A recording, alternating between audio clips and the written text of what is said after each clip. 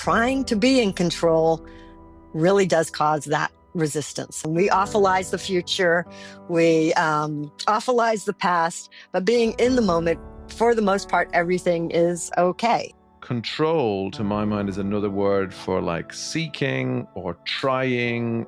If you just don't do that, you get peace and love, and then you get these incredible like life experiences as a side order. That was planned, this is planned, and so you start trusting those winks. That's where you kind of get the direction from too, the guidance.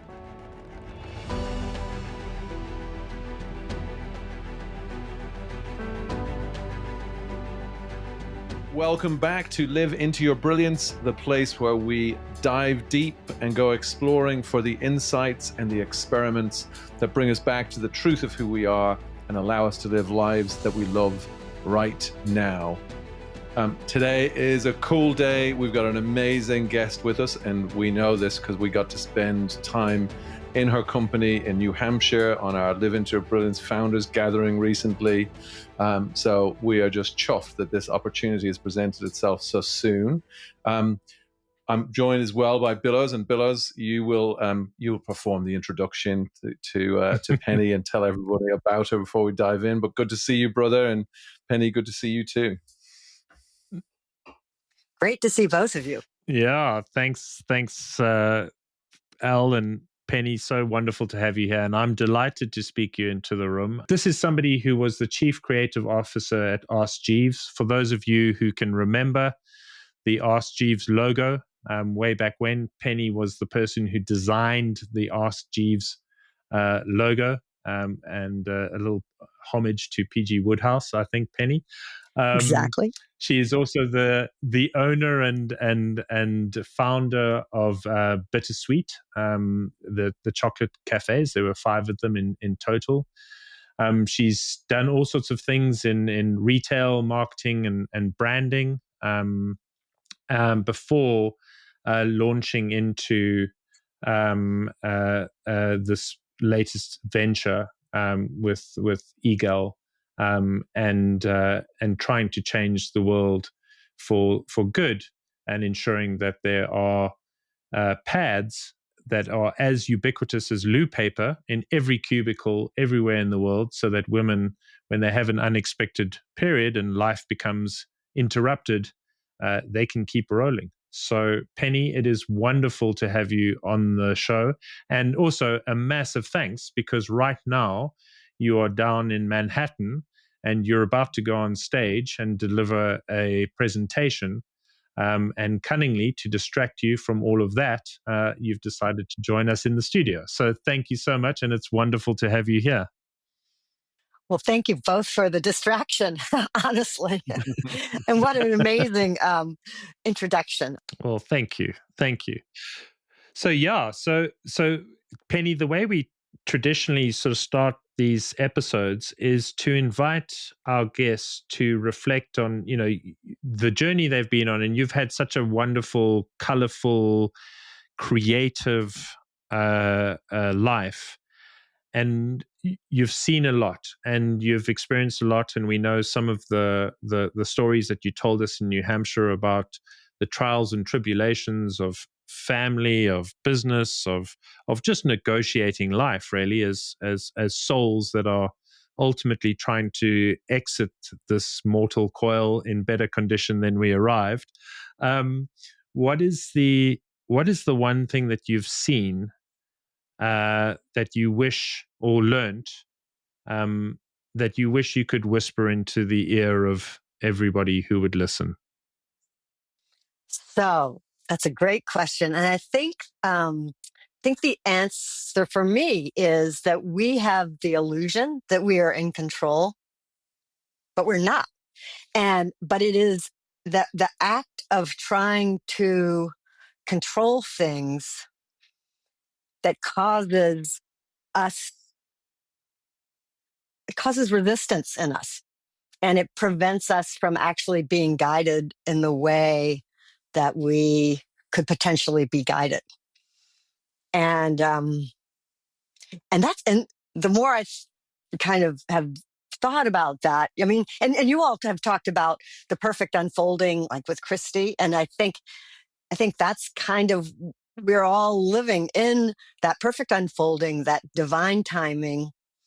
But we think that we aren't. And we think that, oh, if I do this, this will happen. If I do this, this will happen. But life just doesn't work out that way at all. Never in a million years did I think I'd be working in the janitorial supply space at the age of 65. Um, I never thought I'd be living on the south coast of Massachusetts. I lived in California for 30 years, and that was like, I'll be in California for the rest of my life. Nope. And just everything about, Jeeves. I never had touched a computer until I moved to California, and that was at the age of 28 or whatever. So, it's interesting, or 29, um, how life unfolds in this way that we are absolutely not in control of.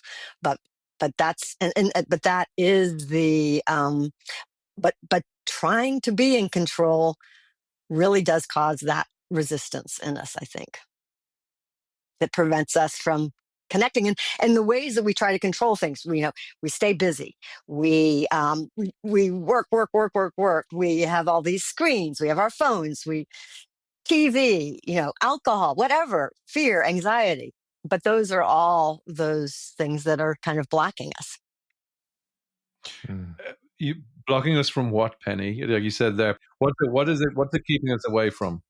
I think connecting to our source and being kind of like, well, okay, here's an example. Last week, I knew I was coming here for this award ceremony on Monday. And then last week, my husband was like, oh, I've been invited to this thing on Thursday in New York. And I was like, oh, okay. I wasn't planning on going down there, but I'll go. And then I set up this table, and the person next to me is now connecting us to all these things. And so that's that kind of, like, you're not planning on doing something, but things kind of happen to you and they fall into. And if I had said, nope, I'm not going, that wasn't my plan, I'm going to come down on Monday, it would have been a very different. But if you kind of open yourself up to the things that come to you, and kind of say, well, you kind of say, let's see what happens. And so life becomes this journey instead of this planned route.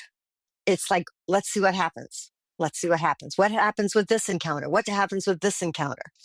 Another example was, we had just gotten a video of the converting line, this big giant machine that was being built in China for us.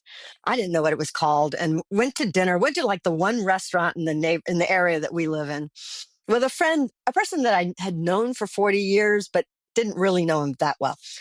And during dinner, I showed Jay the video of this giant machine. And Jay says, oh, that's a converting line. And I was like, a what? He's like, oh, that's a converting line. That's what I spent my entire life in business doing.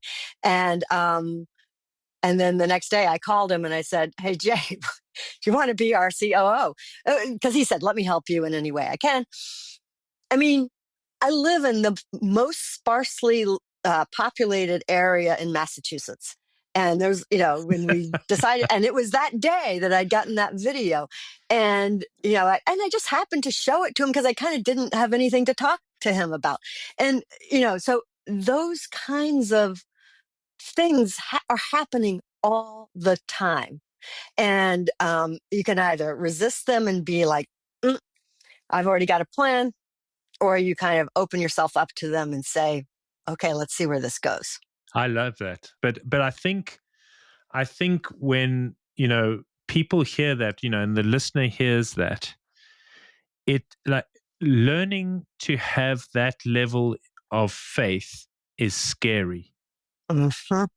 Because I think a lot of the resistance that we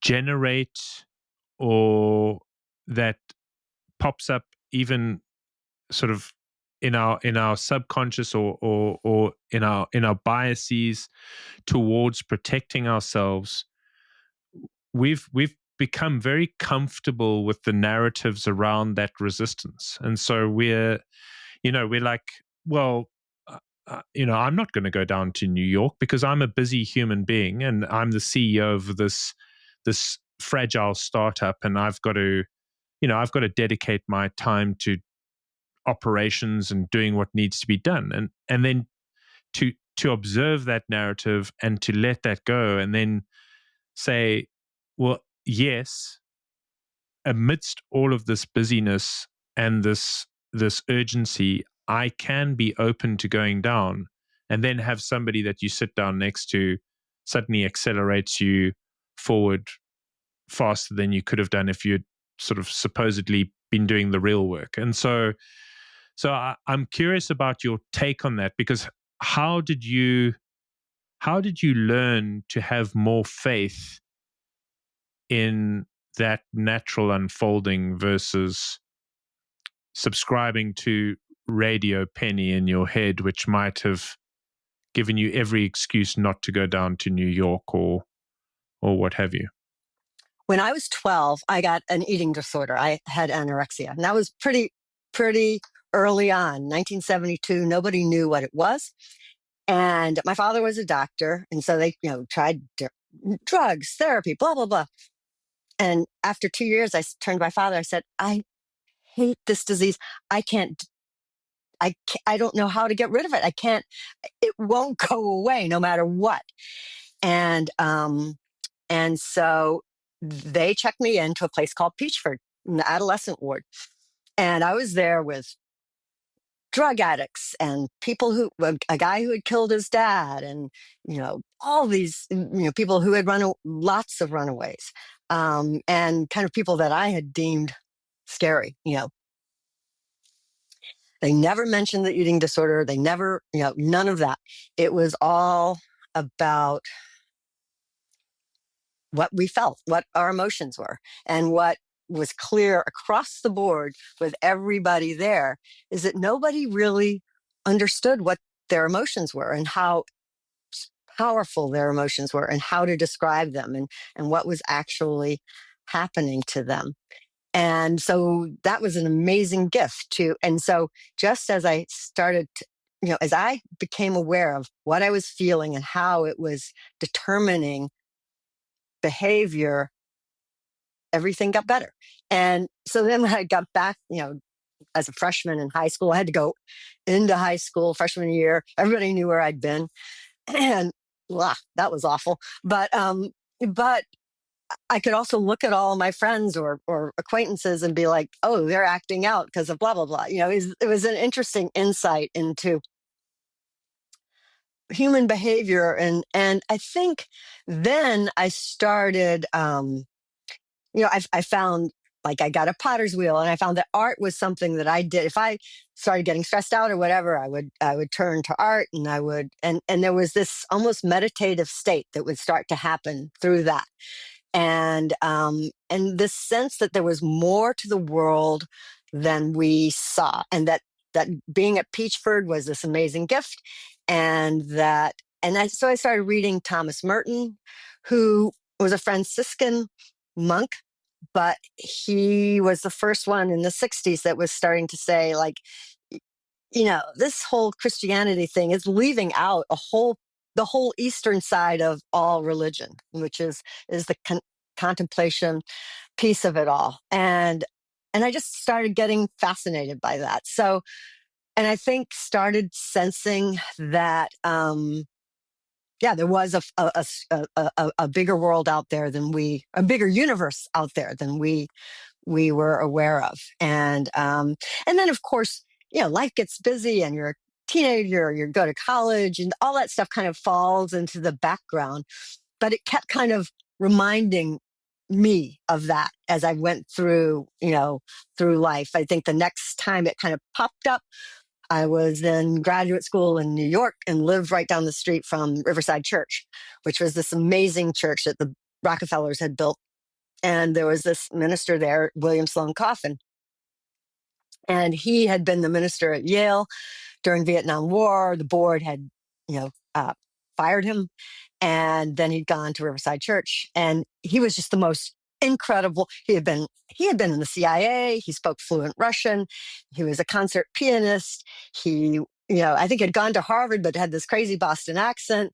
His son had died in this awful car accident, so he'd had this, incredible life. And every time you went there, it was the entire church was full of all of Harlem and the Columbia students, and everybody was so engaged in this amazing. It was like, oh, this is what religion is supposed to be, or this is, and so, but you just didn't see it as and same with Thomas Merton. It was like church seemed transactional rather than transformational, and so there, but certain people seem to change that for me.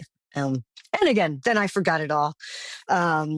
Raised 3 kids, etc. But and then it came back again, like 4 years ago.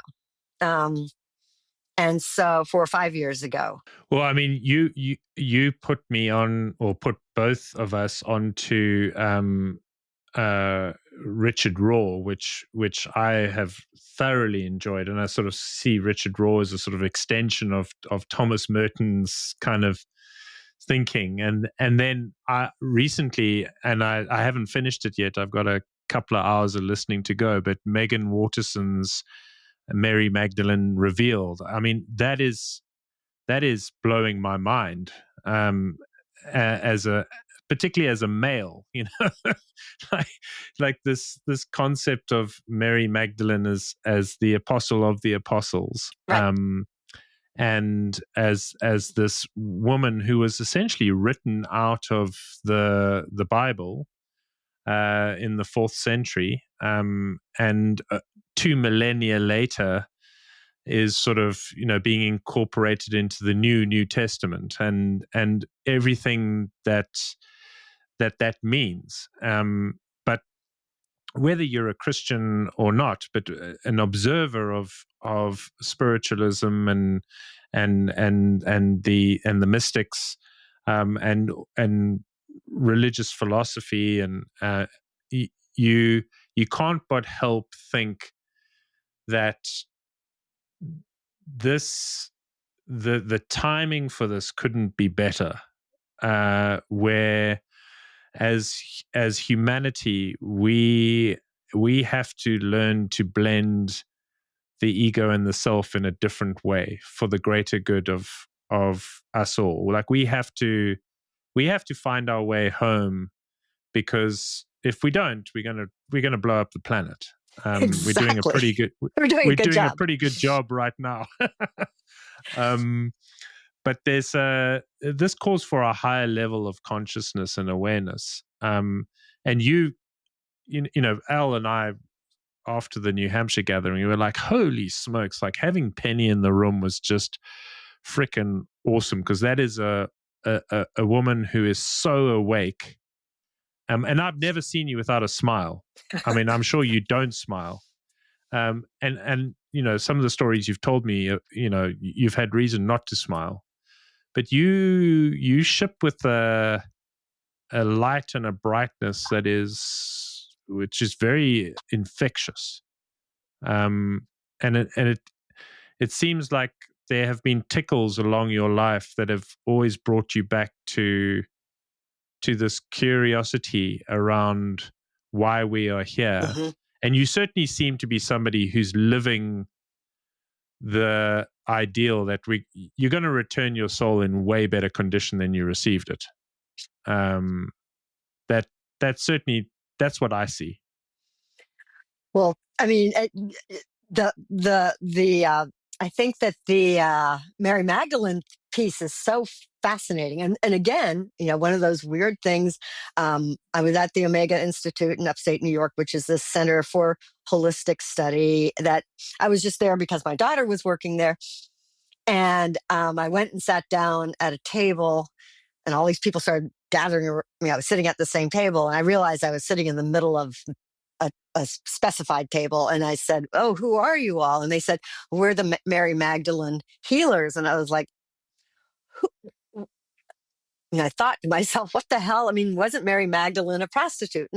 And so, but then, and I kind of forgot about that. But then a few weeks later, or anyway, I was looking through the Omega catalog and saw that the woman who wrote Mary Magdalene Revealed was going to be there. I didn't go to her thing, but I read the book, listened to the book, and yeah, that blew me away. That that this woman had, because you know, whether it's Catholicism or Christianity, it's all kind of like women are pushed to the side. And so it's kind of meant that most of us, or many of us, have just kind of abandoned religion. And I pretty much had too, except, I'd read Eckhart Tolle's book, A New Earth, right when it came out, and actually participated in Oprah had a thing online. I think it was like 2005 or whatever, and every week she would do a chapter of the book with Eckhart Tolle, and she would go through, and it was kind of fascinating because people were calling in from all over the world. But he was the first person that was starting to make sense of the Bible in a way that I was like, okay, yeah, now that I can, this is starting to make some sense.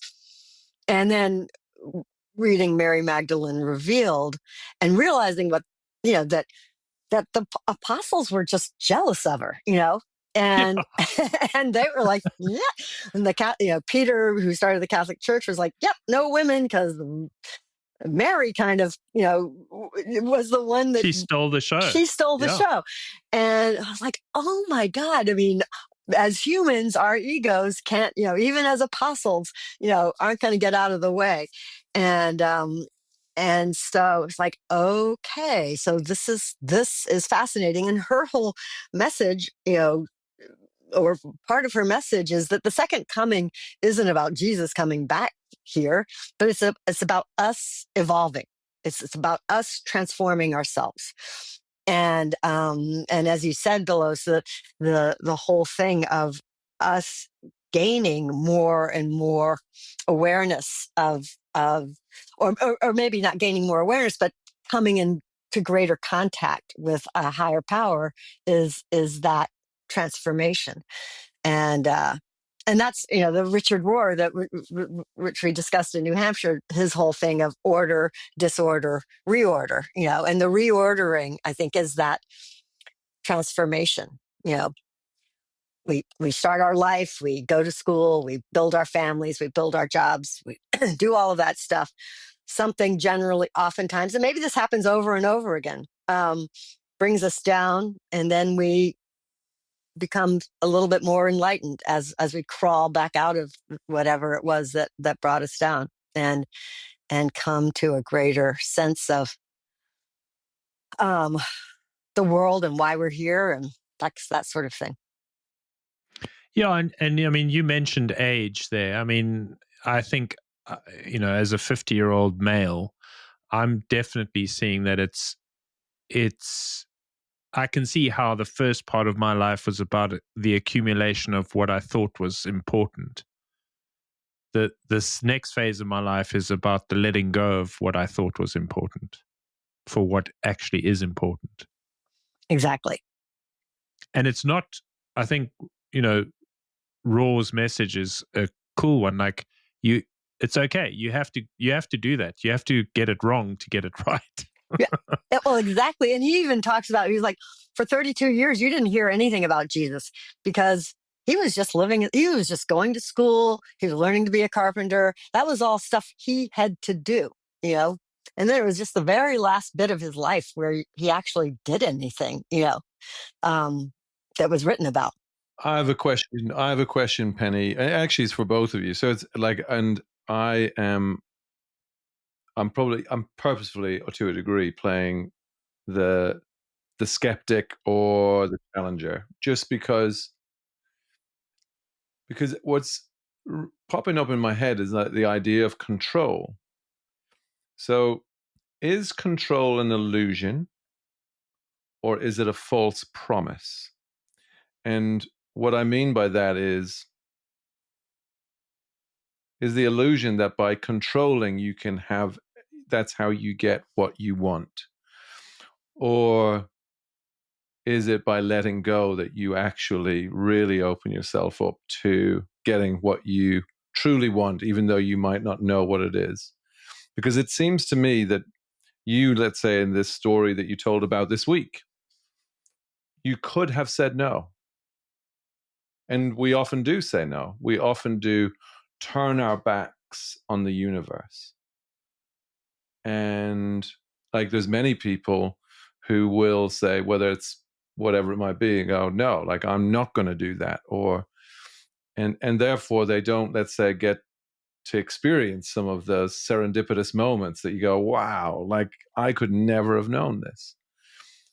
So I'm curious as to, is control, so that's my question, is control an illusion in itself, i.e. we really don't have any control and life is going to unfold exactly how it's going to unfold? Or do we actually have more control than we think of, but we think control is the vehicle to live the life that we want?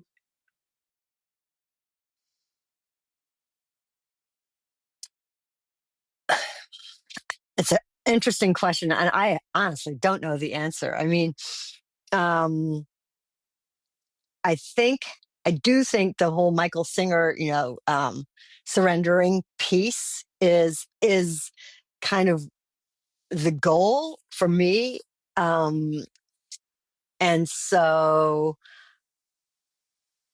but what I do know is that when life gets anxious, or when that's when this resistance or control tries to come back. It's like, let me fix this, let me figure out how to do this. And so and but if it's just like, nope, take a break, stop catastrophizing, stop sort of trying to make things work out in this way, just so and maybe there's no difference between the two. I don't even know. Billows, what do you think? If I'd been asked that question, a couple of years ago, I would have said 100% we have control.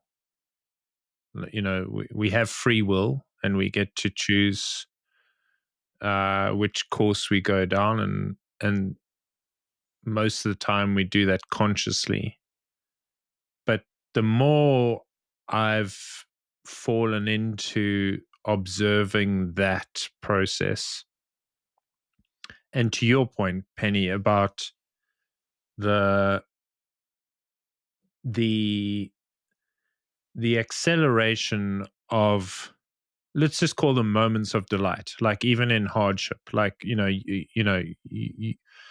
going to Peachwood, you said something really interesting there. You saw that as a gift, and I've been very candid on this podcast about Vanessa saying that her depression and anxiety was a gift, and the more I've seen the way in which, when you do let go and you do surrender and you allow and you follow that path, the prompts from the universe, and you just go, you're not always understanding why, but enough in your wisdom, not in your intellect, to know that you're probably doing the right thing.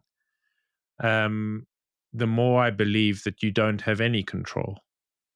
And there's great joy and delight in not having control. And it doesn't mean that you don't necessarily keep traveling in the same direction.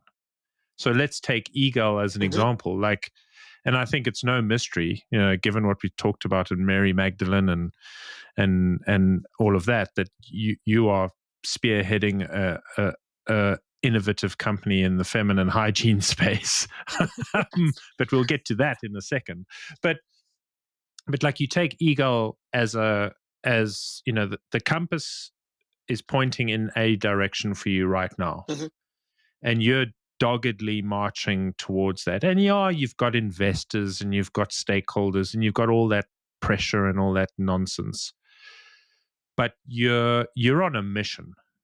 Like, you fundamentally believe this is you're putting something phenomenal into the world, and you believe it with all your heart, and so you're going at that, and you're pursuing that, and if you look at it at a very surface level, the answer is, well, of course Penny's in control. But when you peel away the layers and you see that Penny, not that you always are there, maybe you know, like, this is the great beauty of being human, is you constantly forget, and you do get into those anxious moments, and then you try and wrestle control, or you do whatever. But the more that you sort of track this course from a place of surrender, the more effective you are, and the more things unfold that probably create a high level of success in terms of trying to achieve that mission. And I suppose it comes down to your understanding of what it all means, really. But I like to think of it as, the more you give up control, the more you gain. But it's not control in the sense of I get to dictate. It's control in that I get to no longer listen to the noise. The noise, yeah. And there's a chapter 2 to my to what I was talking about, going to that dinner Thursday night. So the next day we were in Chelsea, and late in the day to see a show of my old painting teacher, and it came out and it was kind of raining and whatever, and so the hotel Chelsea was right there. I said, let's go in there. So we went in. It's like 5:30. As you know, let's get a drink. So we get the last 2 seats at the bar, and we wanted, because where we live, there's no Asian food. I was like, let's get some Asian food after this, and we were looking to see. But then we were like, no, this is the perfect location. Let's just stay here and have dinner. We leave dinner and walk out the lobby, and I hear Penny, and the guy who had been sitting next to me at the dinner the night before was sitting in the lobby, and he was like, and we carried on and expanded our conversation far more than what we had the conversation about. And already he had connected me with people that morning via email, and so that was just kind of, to me, like, it's that journey. Like, who am I going to meet now? What am I going to see here? And it's that these are chance encounters that are happening along the way, and I can either ignore them or I can look at them, because I do believe that everybody we encounter, we gain something from. But places and people, and timing, and that is, and of course, I chose to go into the Chelsea hotel, but it was kind of right there, and so, it's just kind of, and I felt like that was kind of like a little wink, like, see, that was planned, this is planned, and so you start trusting those winks, maybe. Yeah, Um, absolutely. and Trusting the winks. I think that's such a lovely phrase. mm-hmm. and another wink I was with, I've mentioned our friend Kamala, who's this guide that we work with, and I was with her, and I saw her on Saturday, and we were just hanging out, and I left, and she said, it's 11:22. This is amazing timing, and we moved into another hotel because this trip kept going on, so we kept changing hotels. Get to the next hotel. Our room was 11:22. And I was just like, yeah, there's another wink, and you could call them coincidences, but and enough coincidences turn into something else, I think. Exactly. When you notice them. Exactly. Yeah. Yeah, like, that is the reason why, because the reason why I wanted to ask the question is to actually hear some more of that, because, like, there are people who will be quite cynical about what we're pointing towards, and be like, no, that is just a coincidence. And no, you did choose to go there. And and that's where it's digging into the what you're pointing at. Like, that's why I was curious, the illusion of control. And then what does that illusion create? Well, it creates resistance. And it's like, resistance to what?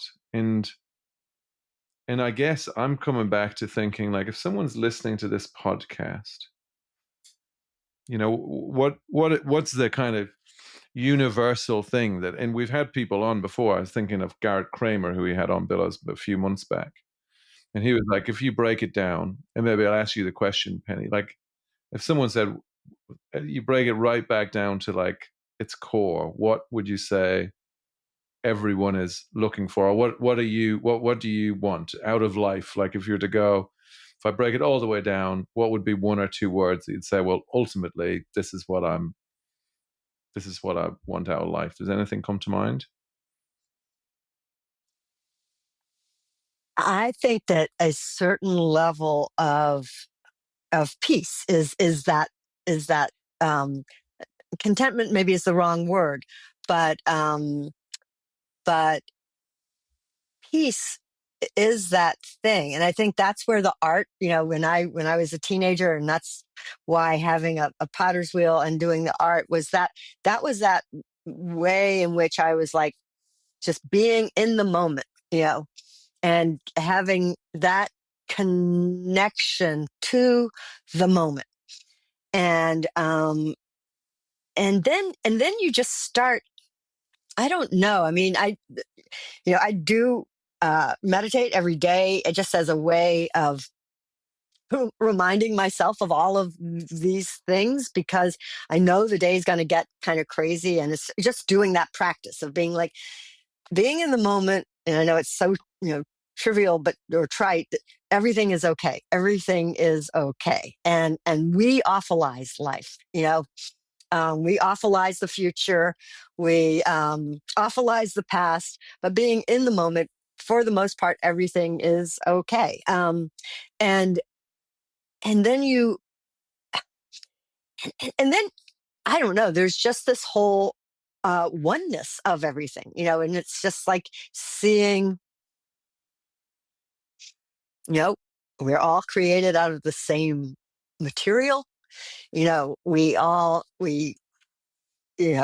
way in which we are come into being, that love is this thing that kind of is always there. And I think in the end, that's what we're all kind of looking for, is that connection and peace and love. Well, that was a beautiful answer. And that's what, when Garrett was on, that's what he said. He said there's only, I think he had three. It was like peace, joy, and peace, joy, and love are typically like the three things that people are looking for. And I think when I think about how you're articulating this to me today, and I love these conversations, because I'm a believer, and yet, like, I love seeing, like, what is it that goes on for us that seems to hold us away from what is natural. And control, to my mind, is another word for like seeking or trying, or it's like putting it on your shoulders, that it's our job to go and try and make a life that delivers peace and love.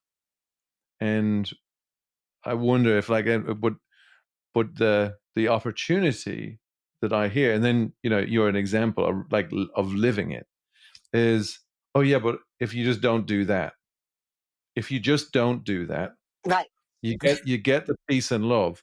But what's even better is you get peace and love, and then you get these incredible, like, life experiences as a side order. You get to go on these adventures. You get these serendipitous moments if you can be in the moment. And In it the is moment. cliche, but be in the moment. And that's why, like, I was trying to say, like, what is it? It's, I think the illusion of control is also the illusion that it's up to us. Like, someone tells us at a young age, that's your job. Hmm. It's your job to go and find that. Exactly. And everything else that we're pointing to, that you're pointing to, is to go, oh, it's not actually. That bit was taken care of. That bit is all in the design. If you're just happy to accept that's true, then what's on offer from there? Hmm. And like, if someone, where would you point someone to look? Like, let's just say you saw someone, and I'm sure you come across lots of people that you can see are suffering and experiencing resistance and desperately hands white knuckling through life, thinking like, I'm trying to make it work for me. What would you tell them? What advice would you give them to try and open them up to the possibilities that you're experiencing? Well, I think that, and again, this is cliche, but nature. You just start with nature, and you look at a pine cone, and the mathematics, is it the Fibonacci formula that is the pine cone, and there's so many other things, and you look at flowers, and you look at flowers sometimes, and you're like, who designed this? And then who designed the way that the bees and the hummingbirds and the this and the that, and hummingbirds in love themselves? How on earth do they flutter their wings like that? And, and it's just like, it's insane when you start looking at nature alone, you know, and then you look at your own body and the fact that you don't make your heart beat, and you don't make yourself breathe, and you don't make any of this happen. It just happens, and you know all of this stuff, and the whole way we've talked about this in New Hampshire. The the way the Earth goes around the sun, forcing it to be dark periodically, and meaning that we do go to sleep, and meaning we do get to start all over each day. It's a new beginning every single day. And so, but that, all of that is just like so wild. Why isn't it just sunny all the time? Or what, how, was this all done? You know? And so when you just stopping and looking, and then, seeing what, the other thing that I'd like to think about a lot, especially when I'm, you know, selling janitorial supply products, is, you know, um, the universe, you know, humans are given the ability to make decisions. We are given the ability to create. We are the universe's hands, as I said in New Hampshire. And sometimes we create things that are good, and sometimes we create things that are bad. But if you look at what man has created, I mean, we were talking about it over the weekend. It's like, the subway system is insane. How was it ever built? I mean, that's just that endeavor alone in Manhattan or New York itself is and that's a pretty ugly example, but it's amazing. And then you look at cathedrals, and then you just look at what man has created, invented. Being here at this conference with these amazing people. I heard a guy yesterday, he said, soon it's in trials, and it's going to be this pill that you take after you've run 1.5 to 3 kilometers. So not very much, but it will do the same thing that GLP-1s do, except for what it does is it increases your metabolism, so that you have the metabolism of a 20-year-old. So rather than being on a GLP-1 where you reduce your appetite can stay high, but your metabolism stays high. And that's just an example of, people are doing amazing things all the time. And that's that creativity that you see in nature, that something else did, and then man can do it too. Yeah. Mm. Well, that resonates. I was in Chicago weekend before last, and we did the riverboat cruise, the architectural Hmm. cruise. I don't know if you've ever done it, Yes, that's but incredible. it's incredible because they, like, half the buildings, maybe more than half the buildings, and I mean, Chicago has, I think, one of the most impressive array of sky rises. Um, were all inspired by nature, and a Hmm. lot of them inspired by the river. A lot of the architects tried to capture the essence of the river in the buildings, in the choice of glass, the shape, the design, the ripples, the everything. I mean, it's quite incredible. But then, if you take some time to think about, to your point, just the design of the human body, you know, is far more impressive than any skyrise. Hmm. And we got our inspiration from nature for the skyrise. Hmm. But if you think about the human body and what goes on in the human body on a daily basis, and how we are manufactured as an extension of that incredible creative force, like it, how can you not see us as one with the world around us? Like we are not separate from it in any form, In any form. but Well, yeah, we tend to forget that often because we convince ourselves that we are much bigger than nature, we are much more important. Um, but when we fall back into that knowledge, then we are infinitely more creative and effective than when we're resisting that reality.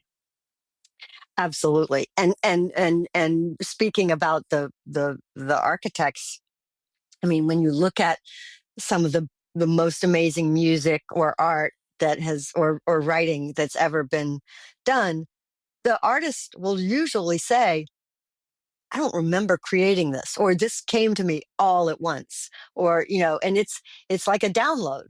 And those downloads, you know, have something to do with other than the person themselves.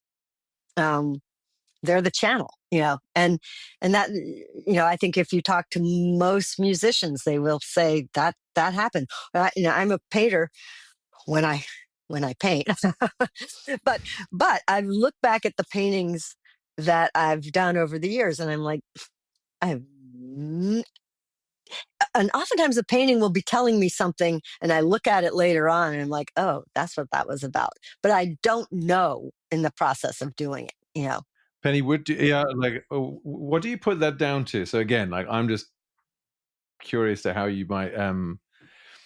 Some people are so much more open to that. Like if like you look at an artist or a musician, or you, Billows, and some people find it or appear to find it so much harder to open themselves up. Yeah, well, I mean, I think one of the more interesting people in this space is Einstein. You know, he, the more he learned about the world, the more he was like, as he said, either everything's a miracle or nothing's a miracle.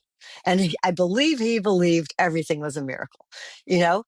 And so if somebody who studied the world that much sees it that way, he had an openness and a curiosity that didn't close in how he thought about things. Yeah. It's funny. I think I'm noticing a pattern in even among some guests that we have on, and then from different things that I read, or that the people who seem in some ways to be the most open to the possibility. And actually, I love when you said, it prevents us from connecting to source, like trying to control. So the people who are most open and most connected to the source, and as I say, I don't know if this is true, but a lot of them seem to have either something happen in an early stage of their life, like a form of hardship or a form of trauma that created was the catalyst for a breakthrough and a Hmm. catalyst for seeing the truth of life in a far greater detail, or they've had like uh, so that's one pattern that I think I see. Or there's like your Einstein. I don't know Einstein's background. I wouldn't claim to be an expert. Or there seems to be people just get on such a deeply curious path that then eventually they kind of fall into this. Mm-hmm. And I'm again curious what you both think. It almost seems harder sometimes for people who, I don't know, like I'm just going to use the word, have a more normal life, and then well they're kind of they're in the happy mainstream and living in this kind of conditioned illusion. Yeah, like this is the job. Like your job is to maintain control. Your job is to not get out of this life with the soul more. How do you describe it, Billows? Like when you said, yeah, returning it in a better condition than you. return the soul in a better condition than it was given to you. It's more like get out of this life having, had all of the stuff and left everything behind.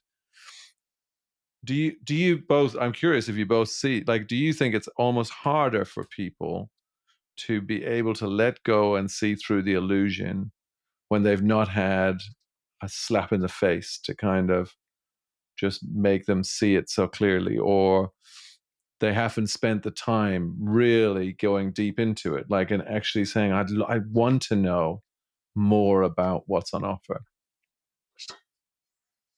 Well, when you were talking, it made me think of the Truman Show. Where everybody, like each day Yeah, you get yeah. up and and your life is normal and it's good, and you've got a job, and you've got 3 meals a day, and kids go to school, and and um, and I do think that a lot of people.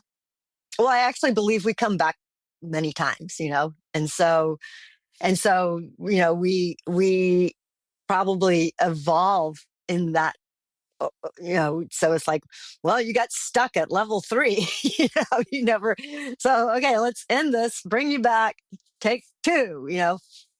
Um, I I don't know how that works, but I kind of have a sense that, and I think, if I'll just call it the Truman Show. If you have a Truman Show life, your ego is kind of like, this is what I do, and this is who I am, and this is, and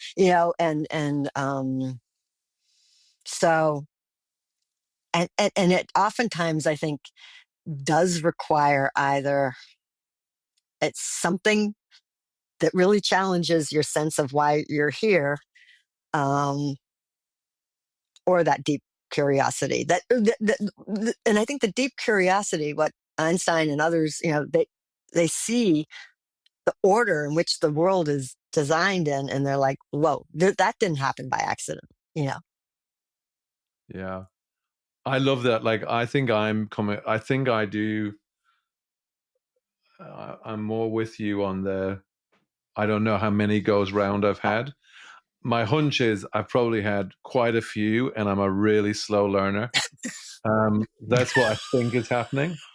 So the universe is going, like, he is the hands of the universe, but he's just he's not a particularly great designer of this. So we're going to have to keep sending him back in.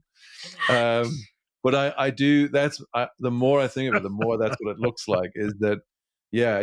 And when another friend of the show was on, a guy called Rob Begg, once we had the conversation, because myself and Billows did an episode on here where we talked about it as like, it's the spiritual sabbatical. Like all the spirits are sat in wherever in the universe. And then they go, I'm going to go and have one of these human experience things.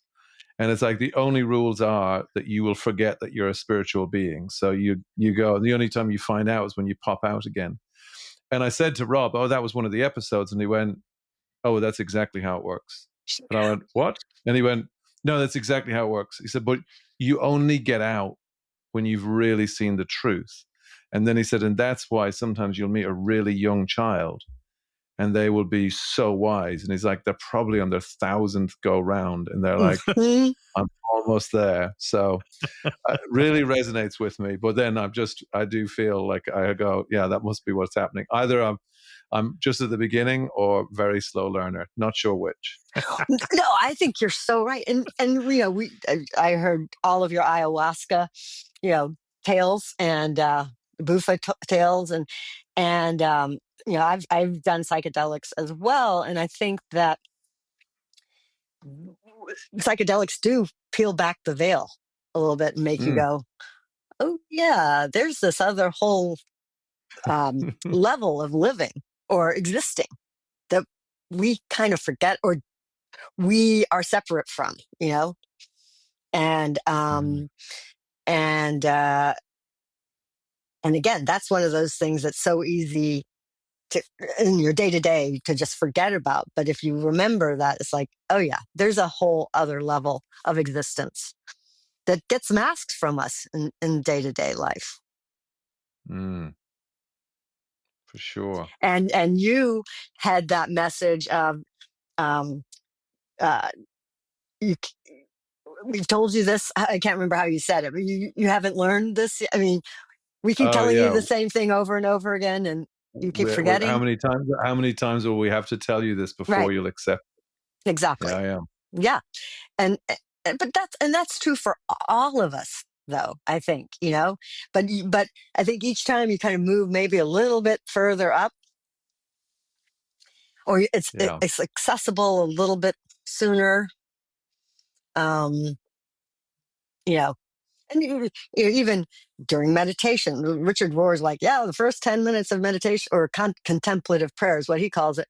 My brain's just doing this. Ram Dass said the same thing. Ram Dass said, I just have to say, I am loving awareness over and over to myself because otherwise my brain's just going to go crazy, but if you know that there's another level, you make that effort to connect with it when you can. Mhm. Yeah. Yeah. We talk a lot on here about practice, and it's funny how much of it comes back to the practices and remembering. Not and the practice is almost a bit like the gateway. Yeah, it It's is. just keeping the gateway open. It's not that the gateway's ever not there. It's just like it does get noisy. Life gets noisy. Life Our gets brains noisy. get noisy. And so it's just a practice to go, oh, there, the gateway is still there. Mhm. And then you can fall back, as Billows always says, you can fall back into the lazy boy of your awareness, the lazy boy of Exactly. your consciousness.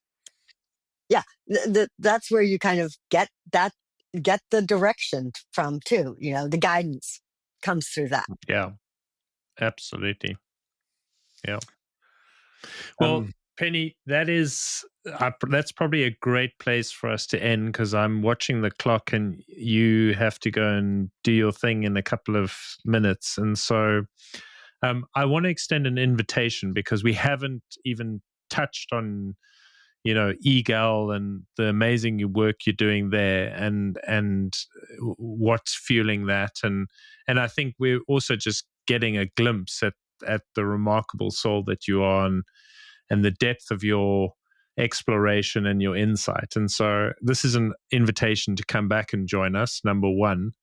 And then number two, just to, say thank you so much, and sending lots of love and gratitude for you agreeing to come on and share what you did, because this has been a cracking episode. And I can't believe we've been at it for over an hour. And so I'm very, very grateful, and I can't wait to have you back. And I'm very grateful that you've come into our lives.